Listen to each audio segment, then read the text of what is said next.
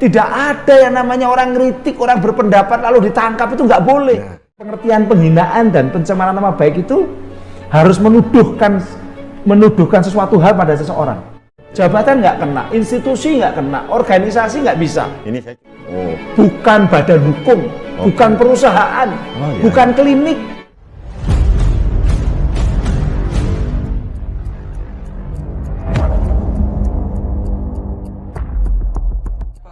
Guys, di video kali ini aku akan nge-react ada video dari Bapak Henry Subiakto tentang Undang-Undang ITE. Ini bakal dijawab oleh Bapak Henry Subiakto secara ringkas, padat, dan jelas ya. Konten apa-apa aja yang bakal bisa kena UU ITE. Apakah konten react bakal kena UU ITE? Apakah konten yang tidak menyebutkan perusahaan ataupun nama seseorang bakal kena UU ITE? Dan langsung aja daripada penasaran, ini dia videonya.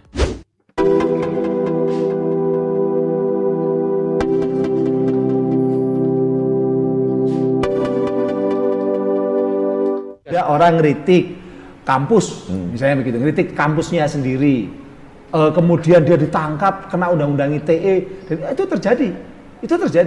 Kemudian dia dikenakan pidana di tingkat pengadilan negeri, kena pidana, pengadilan tinggi kena, ini tinggal di Mahkamah Agung. Kalau hal seperti itu kita biarkan, itu nama Indonesia yang jelek. Benar. Pemerintah kita yang jelek. Tidak hanya di dalam negeri, di luar negeri. Indeks demokrasi kita langsung anjlok. Saya tertarik yang tadi sahabat kita dari Aceh tadi. Itu yang kena tadi. Dosen lulusan Cornell University dari Amerika yang mengkritik teman-temannya sendiri di WA Group kampus. Di WA Group kampus. Dia ngeritik tentang rekrutmen dosen baru, langsung dikenakan undang-undang ITE, pencemaran nama baik. Padahal kan undang-undang ITE itu jelas, yang disebut penghinaan dan pencemaran nama baik itu kalau ada tuduhan. Dia enggak, dia hanya innalillahi wa inna ilaihi raji'un, matinya akal sehat, nggak nuduh apa-apa. Hanya mengatakan bahwa ada determinisme teknik, ada determinisme korupsi secara teknis gitu ya, saya lupa bahasanya. Tidak menunjuk seseorang. Tapi tidak menunjuk seseorang. Pertama tidak menunjuk seseorang, kedua tidak menuduh, ketiga dia hanya di lingkungan WA gitu ya?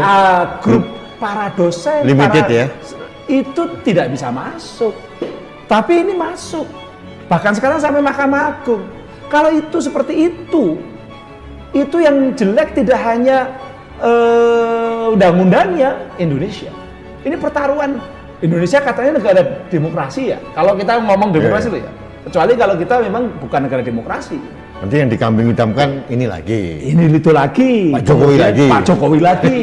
Padahal itu kesalahpahaman memahami teks dari undang-undang. Sebenarnya mengkritik, katakanlah mengkritik sepedas apapun. Boleh dong? Itu boleh dan tidak melanggar undang-undang ITE yang sekarang. Tidak. Nah justru pengertian bahwa sebenarnya boleh mengkritik. Mas Rudi kan mengkritik tuh. Sering. Nah itu kan nggak ditangkap kan? Nggak dipanggil polisi kan? Belum pernah. Nah, cuma. Jangan pernah Mas, jangan. Nah cuma supaya benar-benar orang itu lebih merasa safe. Interpretasi yang memang boleh mengkritik dan sebagainya itu kita pertegas bahwa memang tidak ada yang namanya orang kritik, orang berpendapat lalu ditangkap, itu nggak boleh.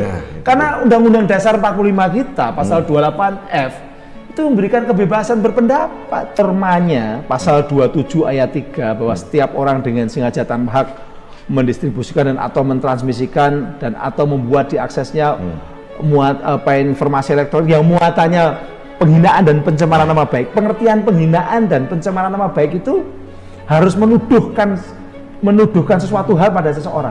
Seseorang jelas, namanya jelas.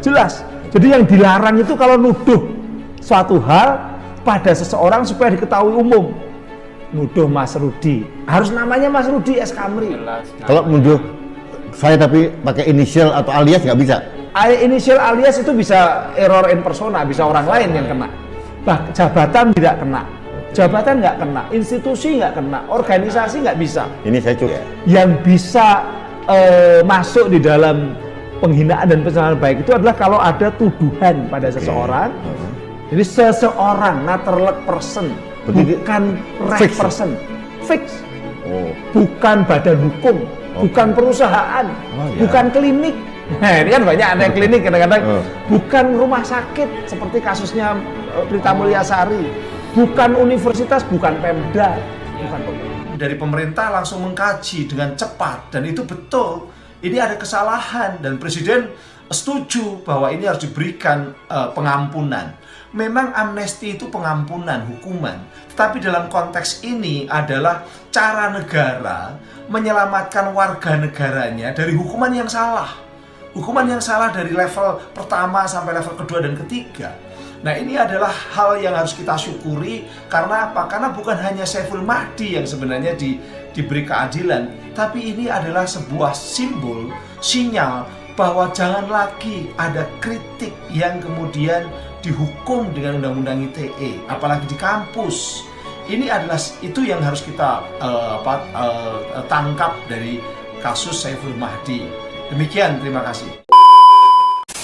Nah, jadi itu dia guys ya, rupanya yang kena ini kalau misalkan kita langsung ngatain jelas orangnya, kita sebut orangnya siapa, bukan menyebutkan perusahaannya, bukan menyebutkan institusi, ya seperti yang dijelaskan tadi sama Bapak Henry Subiakto. Dan yang dia bahas tadi adalah tentang dosen yang kena UITE ketika mengkritik teman-temannya. Cuma dia mengkritiknya di grup WA, cuma kan dapat amnesti ya, pengampunan dari presiden, dan akhirnya dia bebas gitu. Jadi intinya yang aku tangkap tadi yang dibahas sama Bapak Henry Subiakto ini, bahwa yang kena UITE itu adalah kita yang mengkritik orang secara langsung, kita ngatain orang itu. Misalkan nih, si A ini mencuri, si A ini pelakor, si A ini telah menipu, dan jelas namanya, jelas orangnya, jelas itu baru kena. Kalau misalkan kita pakai inisial, pakai kode-kode, itu nggak bakal kena. Bisa jadi orang lain, bisa jadi siapapun gitu kan. Jadi intinya jangan sampai kejadian seperti Bapak Saiful Mahdi yang mengkritik teman-temannya dan kena undang-undang ITE, tetapi diampuni sama Bapak Presiden. Nah, gimana guys menurut kalian? Kalau ada pendapat langsung aja ketik di kolom komentar. Kalau ada kritik dan saran juga ketik di kolom komentar. Dan juga kalau ada kata-kata aku yang salah bisa komen juga di kolom komentar. Oke, cukupin aja video kali ini. Sampai jumpa di next video dan assalamualaikum.